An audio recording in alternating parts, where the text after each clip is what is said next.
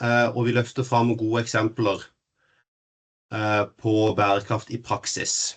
I løpet av Bærekraftsuka så har vi presentasjon innenfor bygg og eiendom, industri, som er tilfellet her, energi, innovasjon, samferdsel, samfunn og byutvikling, i tillegg til vann.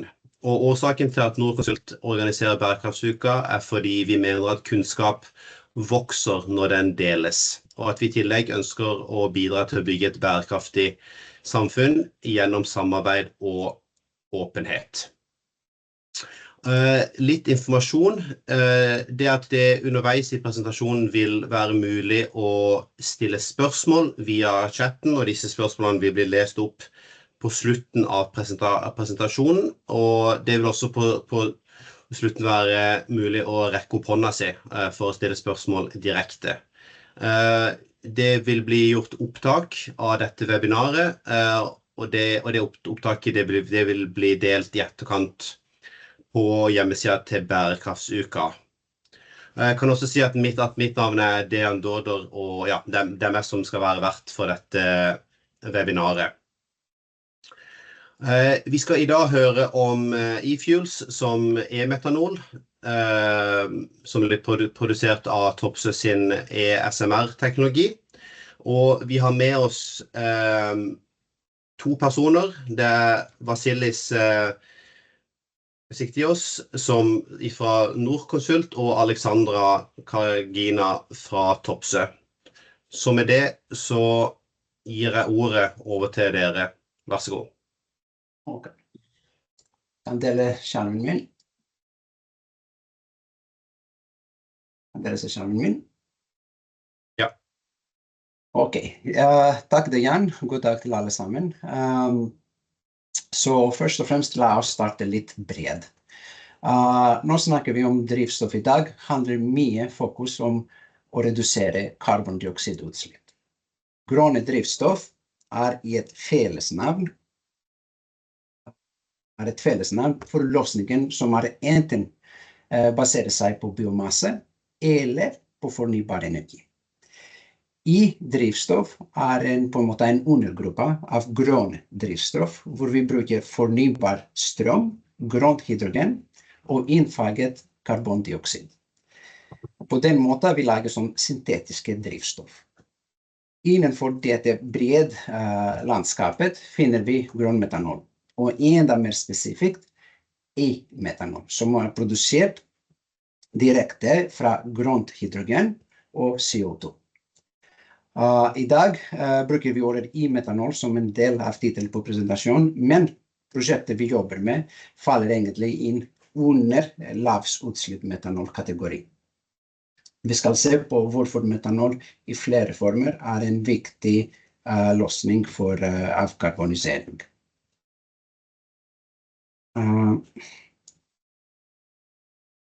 Nå, hvorfor e-metanol og lavkarbonmetanol? Både e-metanol og lavkarbonmetanol spiller veldig viktig rolle i den grønne skiftet som vi snakker mye i dag. Spesielt for sektorer som veldig vanskelig å elektrifisere. For eksempel shipping og kjemiindustri.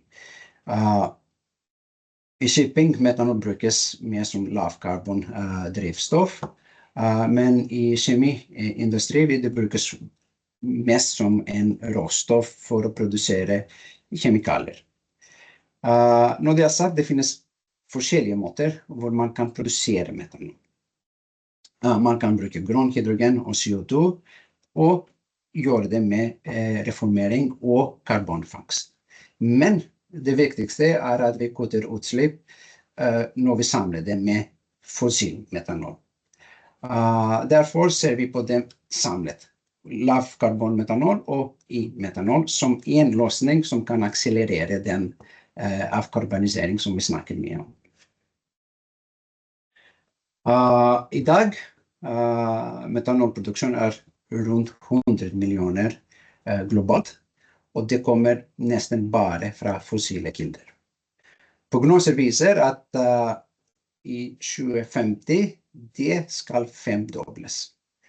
Og det skal drevet mest fra økt behov I industrien, også som drivstoff I skipfart og I tungtransport.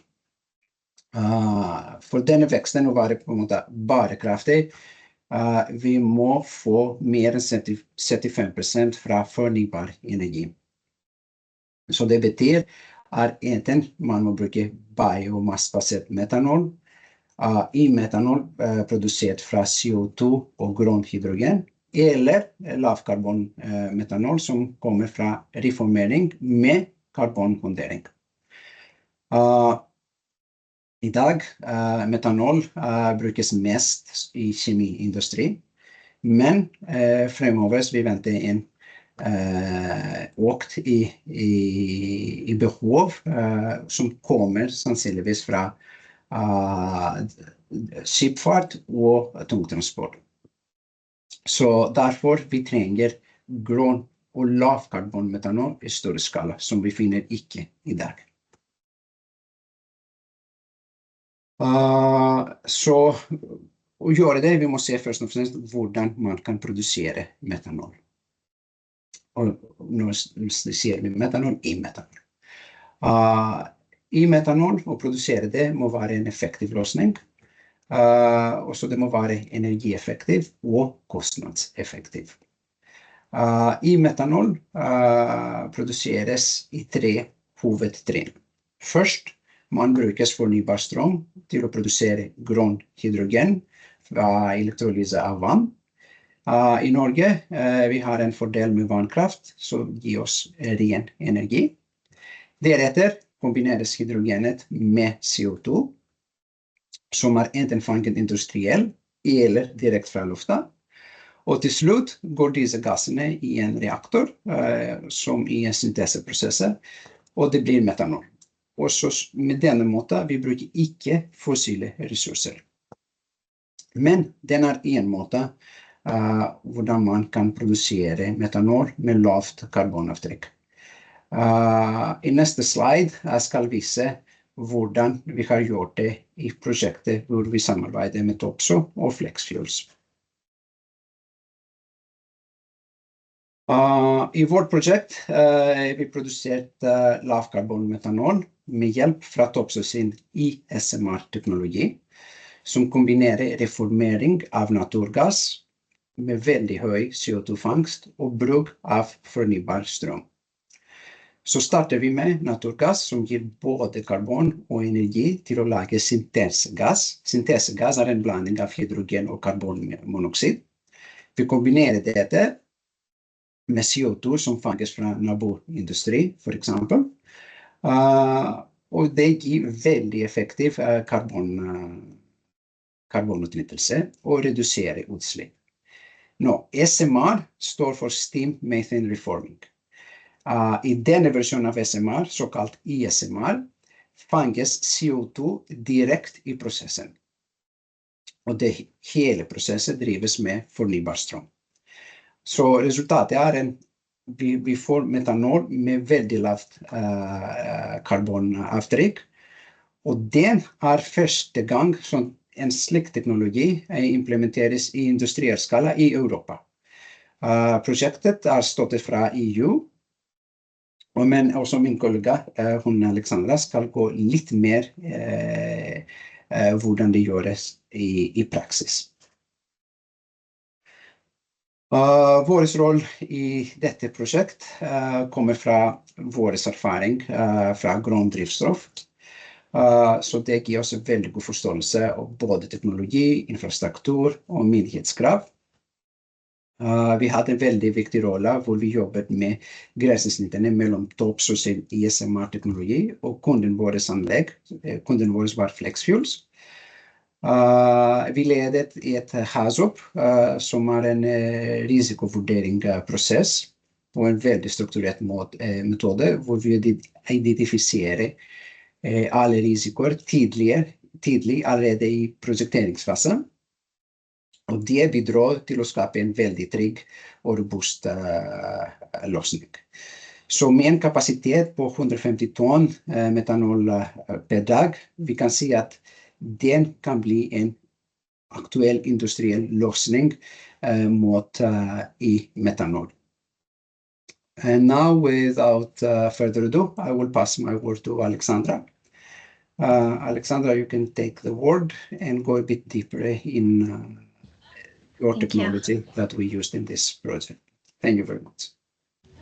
Thank you very much.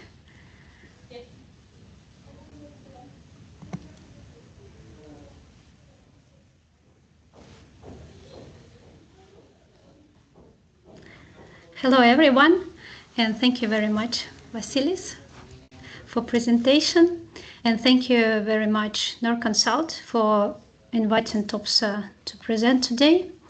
I am Alexandra Karegina from Topsoe, and I'm very happy to make my presentation today at the Sustainability Week 2025, and as you may understand, I will proceed in English. And I will talk today about e-React technology for low carbon methanol. Okay. So I will speak a little bit about Topsoe and what we are. Topsoe is a leading global provider of advanced technologies, catalysts, and solutions for the energy transition. And we provide technology and catalysts to low carbon and traditional fuels and chemicals while keeping the air clean. We have many years of experience in science and innovation. Topsoe was founded in 1940 by Dr. Topsoe. Our headquarters is located in Denmark. We have more than 2,800 employees, and you can see our offices shown on the map. R&D has been always the core of Topsoe business, and Topsoe invests around 9% on the R&D. So as I said that we have decades of experience in technologies to produce chemicals and fuels, and today we connect these proven technologies with the new technologies to produce essential clean chemicals and fuels. To the left side, you can see the variety of feedstocks that Topsoe can process, and we can include biomass, we can include waste and capture carbon as feedstock to produce clean fuels and chemicals. And to the right, you see how the chemicals and fuels produced by Topsoe technology can be used in the heavy industries and transportation. Now, to the point, as Vasilis was saying, today we're talking about Flex Fuel or Next Fuel methanol project, which is based on Topsoe e-React reforming technology. It is an industrial scale demonstration project for electrified reformer, which is called e-React. Product methanol is supposed to be used for both ship fuel and the chemicals. I wanted to say that for this kind of project, for low carbon methanol project, Topsoe offers modulite concept, which is modular approach where Topsoe scope is engineering, procurement, fabrication of the ice bale part, including modules. It's very interesting concept. Components are fabricated in a workshop. Electrical and instrumentation system and installation are added to the model before shipping. That minimizes work at site. Modules are pre-assembled in the shop and then packed and shipped using standard transport logistics. On-site work is reduced to the high level of reassembly, and this reduces risks, construction time, and cost. Now I will talk more about this novel e-React technology, its development and applications. And I should say that Topsoe is the leader in the steam reforming technologies, which are used to produce syngas for chemicals and fuels. Just to say that 1/3 of all hydrogen molecules in the world are produced using Topsoe technologies. And in 2017, this is the big SMR furnace that Vasilis also mentioned. And in 2017, Topsoe R&D started to develop the fully electrified syngas generator, and Topsoe developed technology where we electrify fully and avoid burning fossil fuel in the reformer.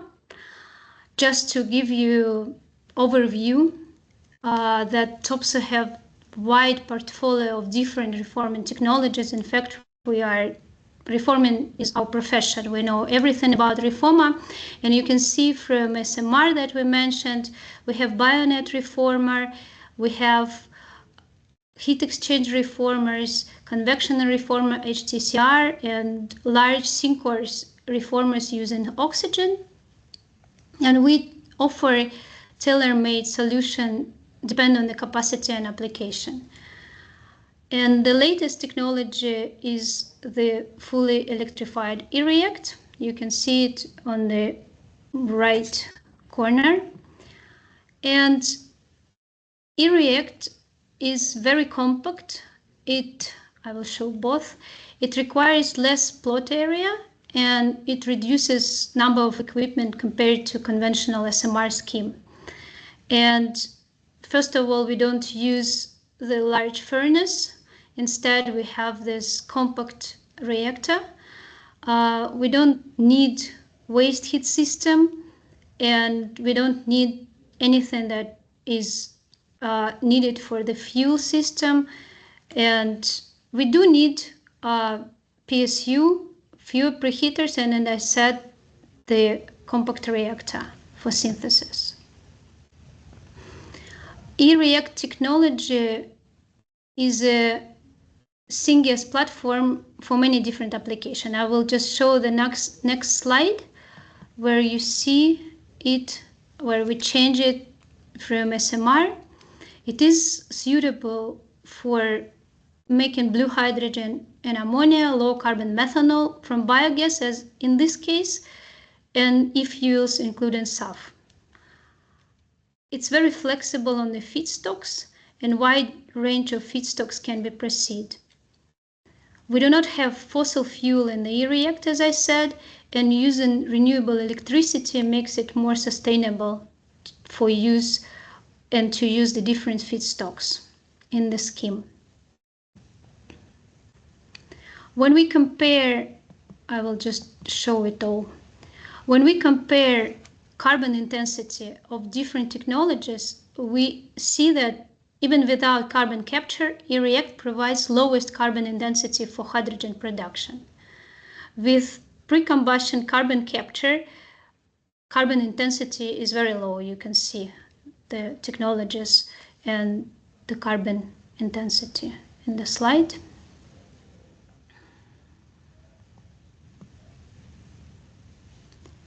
Since 2021, Topsoe have been running e-React in pilot scale. And I will just zoom in a little bit and show where it is located. It is in Follum. It is in biotest facility of Aarhus University in Denmark. And here you see where it is located from a bit far. Then we are coming closer. It is this biotesting facility, and I will probably try to show it with the pointer. It's located in here. And if we zoom in a little bit, you see how it looks like. And it's very successful. It's been in operation for more than 11,000 hours. And we can see a little bit on the next slide about that. Here we can see the selected performance parameters of the pilot plant. There are high temperatures, very high methane conversions. We haven't seen degradation, meaning that conditions at start of run are equal to conditions at end of run. Very fast responses for startup and shutdown. And as I said, it's since 2021, it's more than 3.5 years of pilot and more than 11,000 hours and continuing testing. So here we can see the journey from the R&D development from laboratory to pilot, and the pathway from pilot to demo and larger commercial scale plants. Interest to e-React technology is high, and here we can see the situation with this technology. It's a reference situation under different stages of execution, so we see quite a lot of interest to this technology. Thank you very much once again. Thank you for letting me do this presentation.